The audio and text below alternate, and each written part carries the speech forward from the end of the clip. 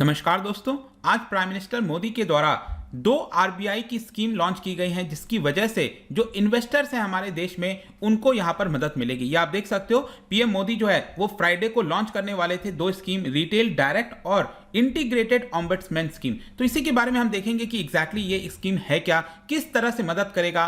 जो important points हैं वो मैं आपको बताने वाला हूं। काफी कुछ जानने को है, चलिए आगे बढ़ते हैं। लेकिन उसके पहले अगर आप यूपीएससी या फिर किसी भी एग्जाम की तैयारी कर रहे हैं तो आप हमारे ऐप को डाउनलोड करिए या फिर studyIQ.com विजिट कर सकते हैं, वहां पर सारी जानकारी आपको मिल जाएगी। चलिए देखते हैं एग्जैक्टली हो क्या रहा है यहां पर। आज प्राइम मिनिस्टर नरेंद्र मोदी जी के द्वारा फ्राइडे को दो कस्टमर सेंट्रिक इनिशिएटिव लॉन्च किया गया है। कस्टमर सेंट्रिक मतलब कि आप एक प्रकार से उपभोक्ता हो, यहां पर आप कई सारी चीजों का इस्तेमाल करते हैं, तो आपको ध्यान में रखते हुए आरबीआई की दो स्कीम लॉन्च की गई हैं। पहला इसका नाम है आरबीआई रिटेल डायरेक्ट स्कीम और जो दूसरा है वो है आपका reserve bank integrated ombudsman scheme. तो इसकी वजह से प्राइम मिनिस्टर मोदी जी ने बोला कि यहां पर जो स्कोप है इन्वेस्टमेंट का देश के अंदर वो और ज्यादा एक्सपैंड हो जाता है। मतलब कि आप और ज्यादा आपके पास ऑप्शंस आ जाएंगे कि आप अपना जो पैसा है वो अलग अलग जगह निवेश कर सकते हैं। और इसकी वजह से जो कैपिटल मार्केट है, आपको पता होगा दो तरह के मार्केट होते हैं फाइनेंस में, आप सुनते होंगे कैपिटल मार्केट और मनी मार्केट। मनी मार्केट जो शॉर्ट टर्म मार्केट होता है, एक साल के नीचे वाला,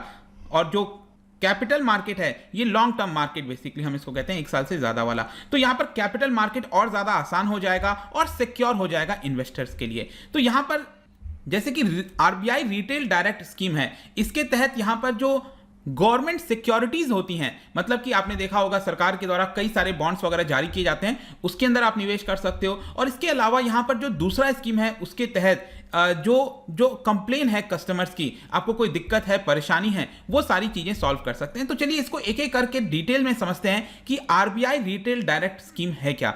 देखो, सबसे पहले तो आपको पता है कि बॉन्ड्स क्या होता है कि सरकार को यहां पर बहुत सारा एक्सपेंडिचर करना होता है। हर बजट में आप देखते होगी कि सरकार के पास जो रेवेन्यू आ रहा है वो कम है और जो सरकार का एक्सपेंडिचर है वो ज्यादा है। तो इस गैप को फिल करने के लिए सरकार क्या करती है, एक सबसे बड़ा ऑप्शन होता है वो है बॉन्ड्स जारी करती है, जिसके तहत सरकार जो है वो पैसा मार्केट से उठाती है और यहां पर जो भी इंटरेस्ट पे करना है उस बॉन्ड पर कर पाती है।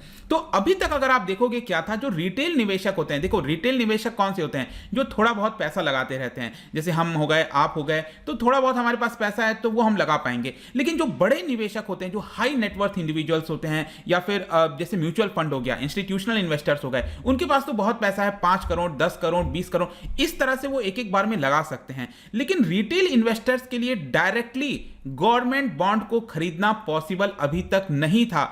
इसी की वजह से ये वाला जो स्कीम लाया गया है आरबीआई रिटेल डायरेक्ट स्कीम, ये क्या करेगा कि चाहे राज्य सरकार के द्वारा या फिर सेंट्रल गवर्नमेंट के द्वारा अगर कोई सिक्योरिटी बॉन्ड जारी की जाती है तो उसमें जो रिटेल निवेशक हैं, थोड़ा पैसा भी अगर आपको लगाना है तो वो अब आप डायरेक्टली लगा सकते हैं। और ये कैसे पॉसिबल है, पहली बार यहां पर ऑप्शन दिया गया है जो रिटेल निवेशक हैं वो आरबीआई के पास अपना अकाउंट खोल सकते हैं। अभी तक आपने देखा नहीं होगा कि आरबीआई के साथ आप डायरेक्टली अपना अकाउंट खोलो, लेकिन इसके तहत आप आरबीआई के साथ अपना डायरेक्ट एक अकाउंट खोल सकते हैं फ्री ऑफ कॉस्ट, और वहां से आप लगा सकते हैं, निवेश कर सकते हैं। जैसे कि आईपीओ निकलता है तो आप बिडिंग करते हैं, वैसे ही उसी प्रकार से जब ये गवर्नमेंट सिक्योरिटीज जारी की जाएगी तो यहां पर भी आप निवेश कर पाएंगे।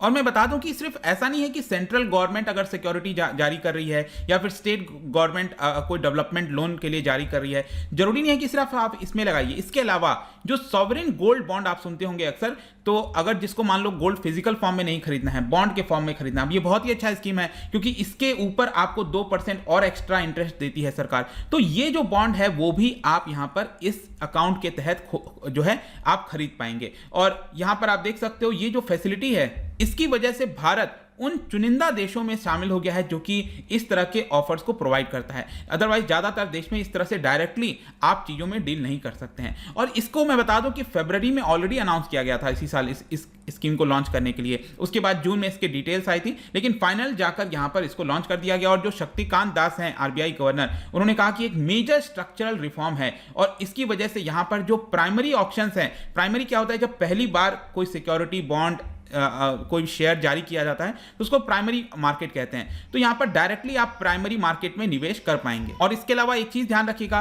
अगर आपको बेचना है, जैसे आपने बॉन्ड खरीद लिया तो उसको ट्रेडिंग वगैरह करनी है सेकेंडरी मार्केट वगैरह में, तो यहां पर एक प्लेटफॉर्म भी होगा, इसका नाम ध्यान रखिएगा NDSOM, that is negotiated dealing system order matching segment. तो ये एक प्रकार का प्लेटफॉर्म होगा जिसके तहत आप ट्रेडिंग भी कर सकते हैं, तो इसको ध्यान रखना है। और इसके अलावा अगर आप में से कुछ लोग सोच रहे हैं तो क्या आप डायरेक्टली अभी तक निवेश नहीं कर सकते थे गवर्नमेंट सिक्योरिटीज में, जैसा मैंने बताया कि डायरेक्टली नहीं कर सकते थे, लेकिन इनडायरेक्टली यहां पर क्या है, जैसे कि म्यूचुअल फंड हो गया। म्यूचुअल फंड क्या करते हैं कि यहां पर जो गवर्नमेंट सिक्योरिटीज हैं उनमें भी निवेश करते हैं, तो आप म्यूचुअल फंड्स के माध्यम से इस तरह की चीजें कर पाते थे, लेकिन अब आप डायरेक्टली गवर्नमेंट सिक्योरिटीज को भी खरीद पाएंगे। तो ये तो एक स्कीम हो गया। दूसरा एक और बहुत ही अच्छा स्कीम मैं बताऊंगा आपको, that is integrated ombudsman scheme. Ombudsman scheme ये होता है कि आपको कोई तकलीफ है, मतलब आरबीआई का जिन जिन इंस्टीट्यूशंस के ऊपर कंट्रोल है, चाहे एनबीएफसी हो गया, चाहे आपका शेड्यूल कमर्शियल बैंक्स हो गए, जिनके ऊपर भी कंट्रोल रखती है आरबीआई, वहां से अगर आपको कोई प्रॉब्लम हो रहा है, कोई भी दिक्कत हो रहा है, तो आप डायरेक्टली आरबीआई की मदद ले सकते हैं। और ये बेसिकली जो बनाया गया है ना ओम्बड्समैन स्कीम, ये वन नेशन वन ओम्बड्समैन के तहत बनाया गया। मतलब पूरे देश में एक सिंगल पोर्टल होगा, सिंगल आपका वेबसाइट होगा, सिंगल ईमेल होगा, सिंगल एड्रेस होगा, जिसके तहत आप अपने कंप्लेन को दर्ज कर सकते हो। अगर आपका कोई लॉस हो गया है, बैंक आपकी सुनवाई नहीं कर रहा है, आपने बैंक में बार बार जाकर बोल दिया, उनको ऑर्डर दे दिया कि आप मेरा ये प्रॉब्लम को सुलझाओ, वो लोग नहीं कर रहे हैं, तो अल्टीमेटली आप इस माध्यम से आरबीआई के साथ कंप्लेन कर सकते हैं उस पर्टिकुलर बैंक का। और इसमें खास बात यह है कि ये सिंगल पॉइंट ऑफ रेफरेंस होगा, आपको इधर उधर कहीं नहीं जाना है, आपको सिंपली यहां पर जो डॉक्यूमेंट है, जो स्टेटस है, फीडबैक, हर एक चीज एक सिंगल पॉइंट ऑफ रेफरेंस से कर सकते हैं। इसके अलावा यह भी बताया गया है कि एक टोल फ्री नंबर दिया जाएगा, अगर आपको कोई रेलेवेंट जानकारी लेनी है, ग्रीवेंस रिड्रेसल, कोई असिस्टेंस चाहिए, कुछ भी, तो टोल फ्री नंबर पे कॉल करके आप वो चीज करवा सकते हो। क्वेश्चन ये आता है कि क्या इस तरह की फैसिलिटी पहले नहीं थी? पहले भी तो कुछ ना कुछ हुआ ही होगा, ऐसा तो है नहीं कि पहले आप कंप्लेंट ही नहीं कर सकते थे। देखो पहले क्या था ना